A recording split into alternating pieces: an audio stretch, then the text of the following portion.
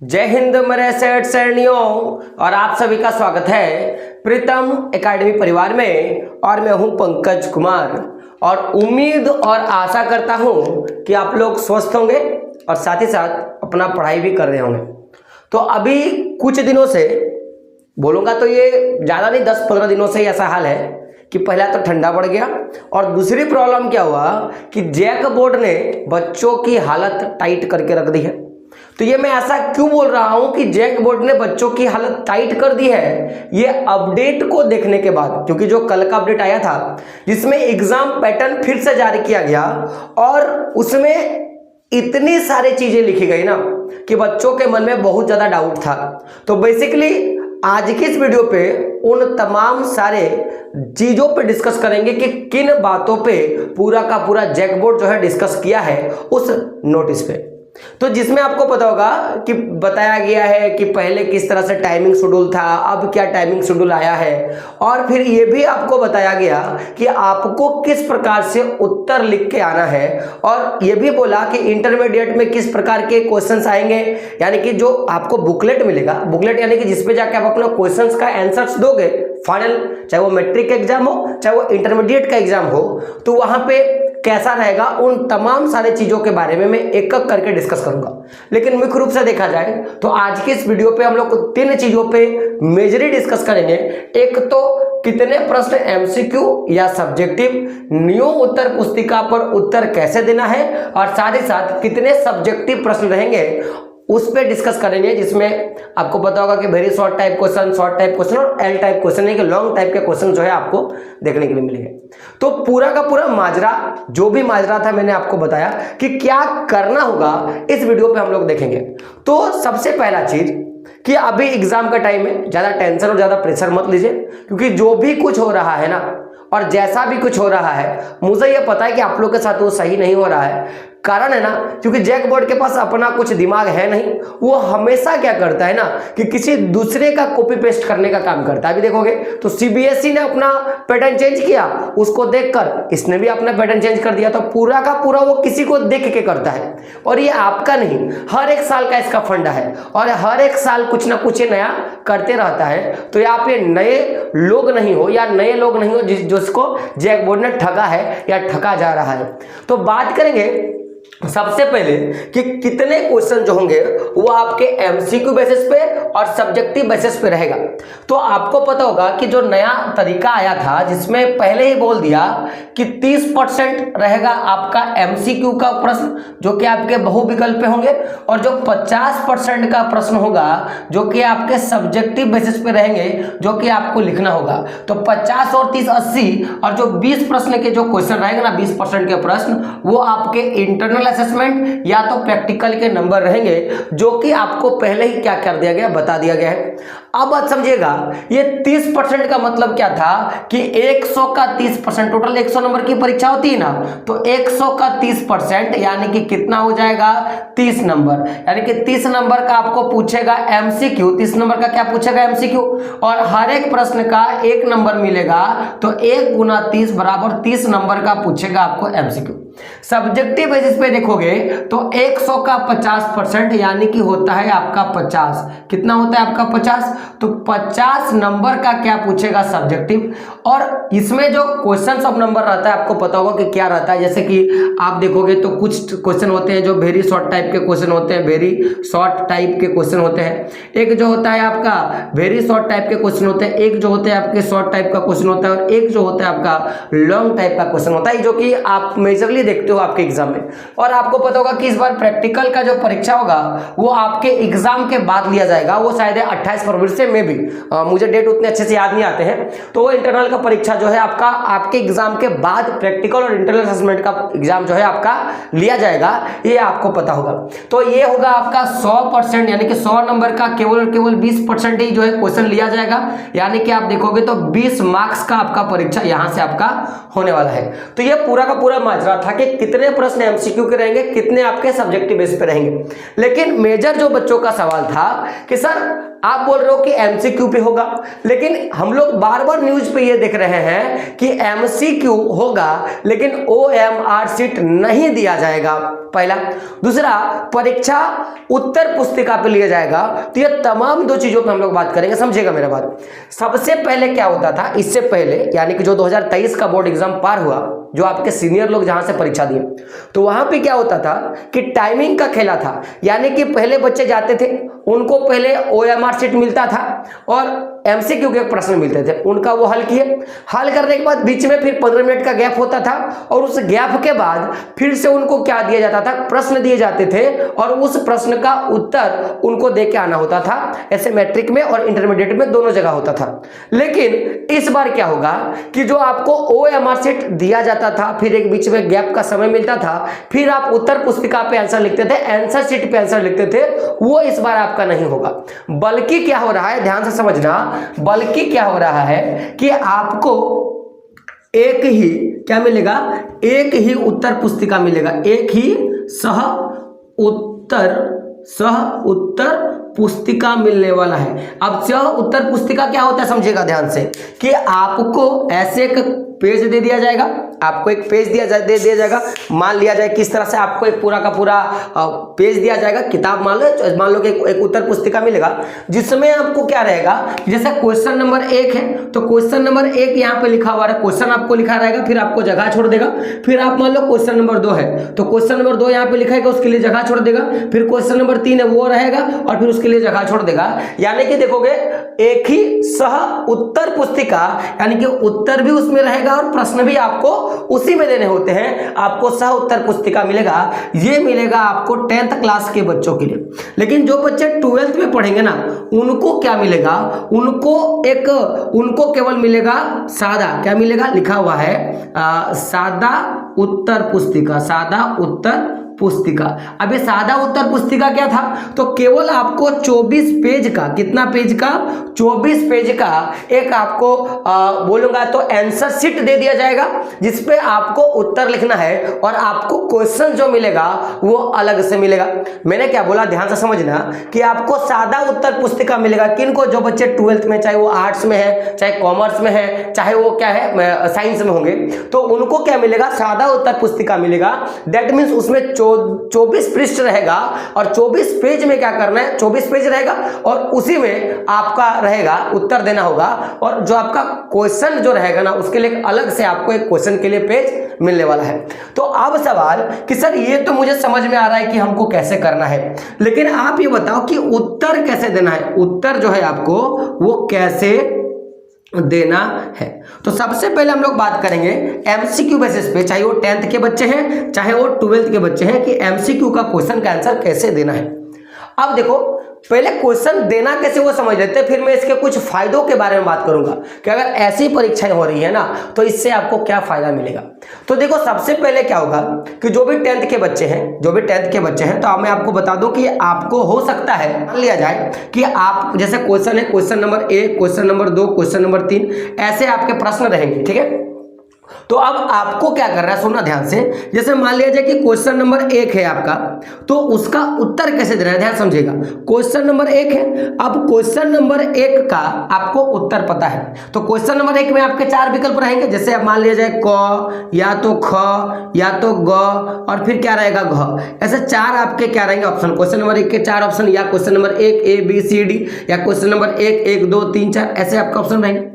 तो आपको करना क्या है कि जो भी आपके एमसीक्यू जहां पे क्वेश्चन पूछेगा, हो सकता है उसके नीचे पे आपको जगह दे दे, या ऐसा भी है कि एमसीक्यू लगातार आपको दे दे और उसके बाद एक पेज आपको दे दे जिसमें आपको खाली जगह छूटेगा। तो 2 तरीके हो सकते हैं, किसी तरह से आप क्वेश्चन प्रिंट करेगा, ये आपको पता करना है। लेकिन मुझे क्या लगता है, जो मैं अपना मान रहा हूं, कि आपके जो क्वेश्चन रहेगा, जैसे आपके एमसीक्यू का क्वेश्चन यहां पर रहा, यहां पे आपको एमसीक्यू का क्वेश्चन दे दिया और यहाँ पे आपके 4 विकल्प, 1 2 3 4 विकल्प दे दिए और नीचे पे आपको उत्तर का जगह मिल जाएगा। ऐसा मुझे लग रहा है, ऐसी मुझे लग रही है। लेकिन ऐसा क्या हो सकता है कि आपको क्वेश्चन नंबर 1, क्वेश्चन नंबर 2 ऐसे लगातार आपको दे दे और आपको लास्ट में 1-2 पेज जो है आपको खाली छोड़ दे, जहां पे आपको आंसर लिखना पड़ेगा, किसका, एमसीक्यू वाला। लेकिन अभी मैं बात करता हूं कि अगर मान लो इस तरीके से हुआ, तो जैसे कि मान लेते हैं कि आपका कोई एक प्रश्न है, जैसे मान लो कि पूछ देगा कि रॉलेट एक्ट कब हुआ था, जैसे पूछेगा रॉलेट एक्ट कब हुआ था, रॉलेट एक्ट कब हुआ था, और आपके ऑप्शन से मान लेते हैं 1918, 1920, 1919 और पूछेगा 1900, पूछ देगा इनमें से कोई नहीं, इसे पूछ देगा इनमें से कोई नहीं। तो बच्चों का आंसर कैसे देना है कि अगर मान लो कि इसके नीचे अगर आपको उत्तर का जगह दिया हुआ है तो उत्तर लिखना है, डैश लिखना है। तो आपको क्या करना है कि यहाँ पे जैसे मान लो ऑप्शन क्या है, ऑप्शन नंबर आपको पता है सी सही होगा, तो यहाँ पे ऑप्शन नंबर सी भी लिखना है और इसका जो आंसर है कितना है 1919 ईस्वी, ये भी आपको आंसर में फाइंड आउट करना होगा। मैंने क्या बोला कि अगर इस तरह से पूछा कि आपको यहाँ पे दे दिया रॉलेट एक्ट क्या है, मान लो आपके ऑप्शंस दिया 1918, 1920, 1919 और इनमें से कोई नहीं, ये मान लिया जाए कि आपको एक ऑप्शंस के हिसाब से दे दिया, तो आपको उत्तर कैसे देना है, जो कि नियम में आया है कि आपको सबसे पहले यहाँ पे लिखना है उत्तर, ऑप्शंस नंबर कितना है सी, ऑप्शन नंबर सी लिखना है और यहाँ पे आपका जो पूरा का पूरा आंसर होगा वो आपको यहाँ पे छाप देना है।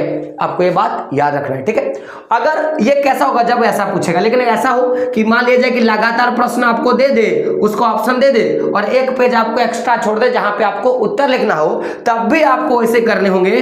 उस समय क्या करना होगा कि क्वेश्चन नंबर 1 और 1 का मान लो सी आंसर सही है तो सी लिखना है और उसका जो उत्तर दिया जैसे 1919, तो आपको ये क्या करना है, आंसर आपको लिखना होगा। ऐसे ही आंसर जो है आपको वो आपको 12th में भी लिखना होगा और आपको 10th में भी लिखना होगा। 10th वाले बच्चों के लिए हो सकता है कि आपको ये दे दे कि क्वेश्चन दे दे, उसके बीच में एक जगह छोड़ दे जहां पे आपको उत्तर देना होगा, लेकिन जो बच्चे 12th में पढ़ेंगे ना उनको तो खाली 24 को पृष्ठ देगा, 24 टोटल का टोटल पेज दे देगा, तो 24 पेज में जो आंसर देना होगा वो आपको इस तरह से देना होगा कि मान लिया जाए कि कोई एक क्वेश्चन आपको पूछ दिया, क्वेश्चन नंबर 1 पूछ दिया, इसके 4 ऑप्शन होंगे ए बी सी और डी, 4 ऑप्शन होंगे, तो आपको उत्तर कैसे देना है कि क्वेश्चन नंबर ए लिखना है। जैसे क्वेश्चन नंबर 1 का मान लिया जाए कि क्वेश्चन नंबर आपका ए सही है, तो आपको क्या करना है, क्वेश्चन नंबर 1 लिखना है, क्वेश्चन नंबर 1 और ऑप्शन क्या होगा, क्वेश्चन नंबर 1 डॉट कॉमा लगाना है, ऑप्शन नंबर ए लिखना है, इसको ऐसे घेर देना है और उसका उत्तर मान लिया जाए कि उत्तर अगर है राम, क्या उत्तर है आपका राम, तो यहाँ पे आपको क्या करना है, उत्तर राम आपको लिख देना है।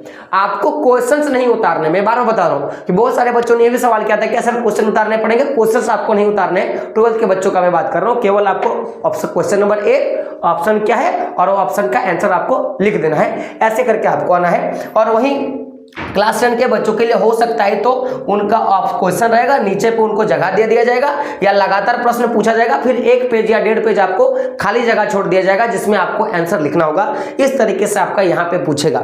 ये तो बात रहा था एमसीक्यू बेसिस पे, लेकिन बच्चों ने ये भी सवाल पूछा कि सर जो सब्जेक्टिव बेसिस पे एग्जाम लिया जाएगा उसमें कितने प्रश्न आपके जो रहेंगे वेरी शॉर्ट टाइप का रहेगा, कितना शॉर्ट टाइप का रहेगा और कितना जो है आपका लॉन्ग टाइप का रहेगा, ये बच्चों का सवाल था। थोड़ा हम लोग उस पर भी बात कर लेते हैं। तो अगर आप ध्यान से देखोगे जो 50 नंबर का प्रश्न पूछा गया, पहले तो 40 नंबर के प्रश्न पूछे जाते थे, तो 40 में पहला समझो क्या होगा कि सबसे पहले बात करते हैं हम लोग वेरी शॉर्ट टाइप के क्वेश्चन, कितना वेरी शॉर्ट टाइप के क्वेश्चन का, वेरी शॉर्ट टाइप के क्वेश्चन का। तो जो पहले जो था यानी कि जब 40 नंबर का आपका सब्जेक्टिव होता था, तो उस समय अगर आप देखोगे तो जो आपके वेरी शॉर्ट टाइप के जो क्वेश्चन है उनका पूछे जाने वाले संख्या में बात कर रहा हूं, तो टोटल आपके 7 प्रश्न पूछे जाते थे। कितने प्रश्न पूछे जाते थे? टोटल 7 प्रश्न पूछे जाते थे, लेकिन आपको उत्तर देना होता था 5 का। जो आपके शॉर्ट टाइप के क्वेश्चन है जो भी पूछे जाते थे 7, लेकिन उत्तर देना होता था आपको 5 का। और वहीं जो है आपका लॉन्ग टाइप का जो क्वेश्चन है जो पूछा जाता था 5, लेकिन उत्तर आपको देना होता था 3। नंबर सब क्वेश्चंस उत्तर ये देने हैं, लेकिन अगर आप मान लो कि आप वेरी शॉर्ट टाइप के क्वेश्चंस का उत्तर देते थे जब आपके 40 नंबर के प्रश्न होता था, तो उस समय क्या होता था माय डियर फ्रेंड कि आपको वेरी शॉर्ट टाइप के लिए हर एक प्रश्न के उत्तर का अगर आपने सही आंसर दिया, अगर आपने सही आंसर दिया जो कि आपको पता है ये तो 5, ये 5 और ये कितना था आपका 3, ठीक है। तो अगर आपने 5 प्रश्नों को उत्तर सही दिया तो 5 गुना आपको कितना मिला, हर एक प्रश्न का 2 नंबर यानी कि 10 नंबर पूछेगा। यहां से आपका जो शॉर्ट टाइप का क्वेश्चन था जो कि 5 उत्तर देना था, तो 5 गुना 3 यानी कि 15 नंबर का यहां से, और जो 3 नंबर के जो आपके लॉन्ग टाइप के क्वेश्चन थे जो 5 पूछता आंसर 3 देना होता था, तो उसके लिए 3 गुना 5 हर एक प्रश्न का 5 नंबर यानी कि 15 नंबर। तो 15 और 15 30 और 10 कितना हो गया 40। ये आपका टोटल शेड्यूल था।